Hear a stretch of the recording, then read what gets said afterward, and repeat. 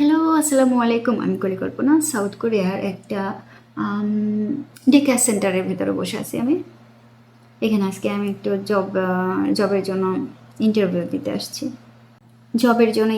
দিতে আসছি।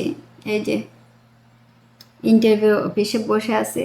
আমাকে কিছুক্ষণ বসতে বলা হয়েছে, তো বসে আছি কোরিয়ার একটা অফিসে এখানে। দেখি কি হয়। আমি বলছিলাম যে আমি জব খুঁজতেছি বা জব খুঁজবো। আমাকে অনেকে বলছে কেন বসে আছি, জব করলে তো হয়, সেজন্য জব খুঁজতে আসছি, ইন্টারভিউ দিতে আসছি, বসে আছি।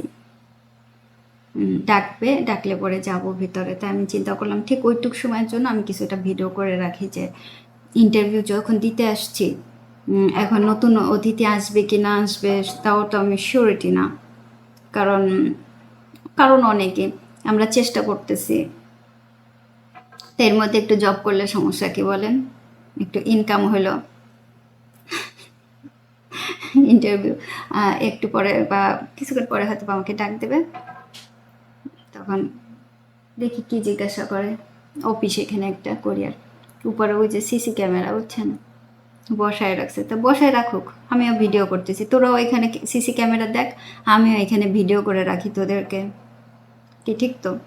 আমার কথা আবার ট্রান্সলেট করলে তো পুরো ইয়ে হয়ে যায়, এখন তো গুগলে ট্রান্সলেট সব, মানে দিলেই সব কিছু আসে, কি বলতেছি কে জানে। শেষে বলবে না কি বলতেছে এখানে বসে বসে, ওই কোন ভাষাতে। দেখি কখন ডাকে, বসে নে। গরম, মানে ফ্যান চালাইছে, এখানে ইয়ে আছে, এয়ারকন আছে বুঝছেন, ফ্যান একটা চালাইতেছে। মানে ইলেকট্রিকে মানে বিল বেশি আসবে, সেজন্য এসিটা মনে করে নেয়। যাই হোক, খুব বেশি একটু গরম লাগে না, আমি বাংলাদেশের তো মেয়ে, আমার কাছে অতটাই লাগে না। এয়ারকন, ফ্যান, কোনো কিছু না। একটা হাত পাখা দিল, ওই যে আমার তালের যে পাখা আছে না, তাল পাখা, তালের যেই কি যেন কয়টা ডাটা না কি যেন, পাতা, তাল পাতার পাখা আছে না, হ্যাঁ, কত আছে তাই না আমাদের দেশে। তারপর এখানে একটু খাবারও দিয়ে রাখছে, দেখেন দেখেন, এই যে এখানে একটু খাবার টাবার দিয়ে রাখছে, খাইতে বলতেছে। এখানে বাচ্চাদের একটু ইয়ে আছে, ছবি টবি আছে।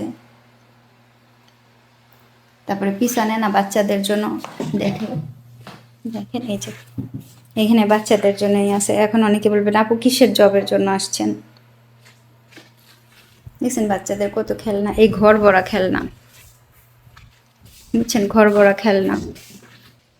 এই যে সামনে যে র্যাকগুলো দেখতেছেন, এর ভেতরেও খেলনা ভরা।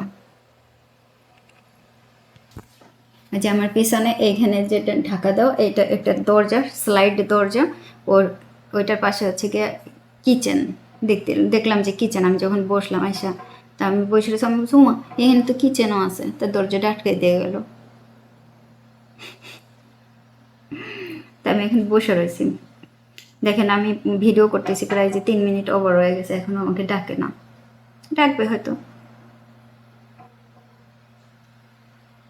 ও বাচ্চাদের একটা এখানের কি বলবো, বাচ্চাদের একটা সেন্টার, তো এখানে আসছি তো দেখি কি হয়। ডাকে, কি জিজ্ঞাসা করবে, কি কি করবো, তারপরে ইয়ে আছে, আমি জব করবো কিনা, কারণ আমাদের বাড়ি থেকে এখানে অনেক দূর, বহুত দূর। আসতে হলে আবার আমি তো এখন, আমার তো আর গাড়ি নেই, আসতে হলে এখন আসতে হবে বাসে করে, তা নাহলে আবার গাড়ি কিনতে হবে। আমাকে চিন্তা করে দেখতে হবে, কোনটা নিলে কি হবে, আমাকে চিন্তা করে দেখতে হবে। মানে কেউ আমাকে চাকরি দেবে, ঠিক আছে ঠিক আছে, এসে আমি বসছি, তো আমাকে তো চিন্তা করতে হবে যে আমার বাড়ি থেকে কত দূর, কয়টা থেকে কয়টা পর্যন্ত ডিউটি, তারপর আমার খাওয়া দাওয়ারও সময় ইয়ে আছে, যে কোথায় খাবো কি করব, মানে সব কিছু চিন্তা ভাবনা আছে না। আমার ছেলে আছে, মাঝে মধ্যে আমার ছেলে আসে, আবার হাজব্যান্ডের জন্য খাবার তৈরি করতে হয়, আমার নিজের খাবার তৈরি করতে হয়, কত ঝামেলা।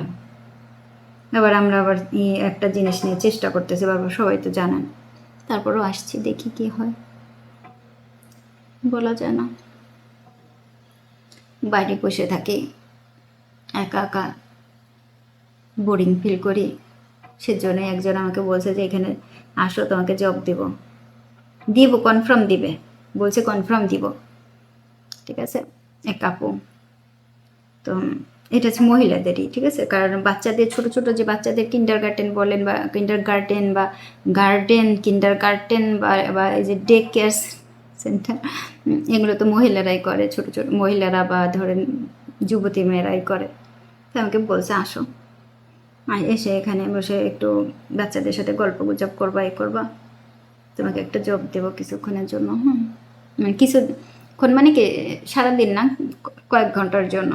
আমাকে দেখতে হবে, আমার বাড়ি থেকে মেলা দূর, অনেক দূর আসতে। প্রায় এখানে যদি আমি বাসে করে আসি তো একটা বাসে করে আসা যাবে না, আমার মনে হয় 2টা বাস চেঞ্জ করতেই হবে। বাসে করে চেঞ্জ করে আসা, তারপরে ধরেন ঘন্টা দেড়েক লেগে যাবে, 1 ঘন্টা 20 মিনিটের বেশি লাগবে। আর সকালবেলা যে ভিড় থাকে বাসে,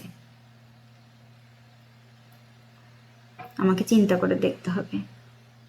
তারপরে যে বসায় রাখছে এতক্ষণ, এটাও তো একটা চিন্তার বিষয় যে এতক্ষণ বসায় রাখতেছে কেন।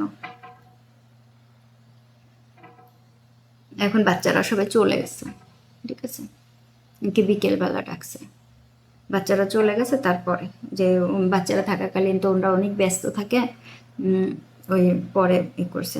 তো দেখেন আমি 6 মিনিট ধরে কথা বলতেছি আপনাদের সাথে, এখনও আমাকে ডাকতেছে না। তো আমি যে বসে রয়েছি, আমার কিন্তু খারাপ লাগতেছে না, আমি চিন্তা করতেছি যে কিভাবে কি করব। মানে ধরেন জব করলে পরে একটা জিনিসের ভিতরে বাধা, আমার কোনো স্বাধীনতা থাকবে না, ওনাদেরই মতো কাজ করা, কথা করা। তবে একটা জিনিস কি, বাচ্চাদের ভেতর তো সময় কিন্তু প্রচুর ভালো কাটে, কিন্তু টাইম প্রচুর যায় আসতে যাইতে। কাছাকাছি হলে ভালো হতো, তো কাছাকাছির ভেতরে তো ভালো কোনো জব বেশি একটা খুঁজে পাওয়া যায় না, গেলেও খুব কম। তারপর আসছে এখন যে আপুরা আমার ভিডিও নিয়মিত দেখেন, আমার গ্রামের ভিডিও দেখেন বা এই যে শহরের ভিডিওগুলো দেখেন, তারা অনায়াসে বুঝতে পারবেন যে যদি আমি জবে ঢুকি বা জবটা আমি করি, তাহলে গ্রামের কিভাবে যাব বা গ্রামে কিভাবে থাকবো, যাতায়াত করব বা গ্রামে যাব কি না আদৌ, এইরকম অনেকেই আছে না। তো আমিও কিন্তু এরকম সব কিছু চিন্তা ভাবনা করেই করতেছি, কারণ গ্রামে আমরা কিন্তু নিয়মিত থাকতেছি না, কয়েকদিন পর পর যাতায়াত করতেছি। শহরেও থাকতেছি, গ্রামেও থাকতেছি, তার ভিতর থেকে কিছু কিছু ভিডিও আপলোড করতেছি। আর যদি এখন একান্ত যদি জবে এভাবে ঢোকা হয় বা জবটা করা হয়, তাহলে তো ধরেন ব্যস্ততা আরও বিশাল ব্যাপার, আরও অনেক কিছু লাইফটাই পুরো হয়ে যায়। কারণ আমি এর আগে জব করছি যখন, তখন আমি জানি যে আসলে কতটা ব্যস্ততার ভিতরে দিন কাটে, সময় কাটে, একটু টাইম পাওয়া যায় না। নিজের জন্য কোনো খাবার রান্না করা, ঘরের খাবার রান্না করা, এগুলো অনেকটাই কঠিন হয়ে পড়ে। মানে প্রচুর পরিমাণে অন্যরকম একটা লাইফের ভিতর দিয়ে চলে যাইতে হয়। আর এখন আমার যেহেতু অনেক বয়স, আমি ওনাদেরকে বলছি যে দেখেন আমি এখন জব করব না বা কিছু না, তারপর ওনারা আমাকে বারবার করে বলছে যে তুমি আসো, এসে যদি দেখো বাচ্চাদেরকে অনেক পছন্দ হবে, তুমি এখানে থাকতে পারবা মানে তুমি এখানে কাজ করতে পারবা, তোমার ভালো লাগবে, এইরকম।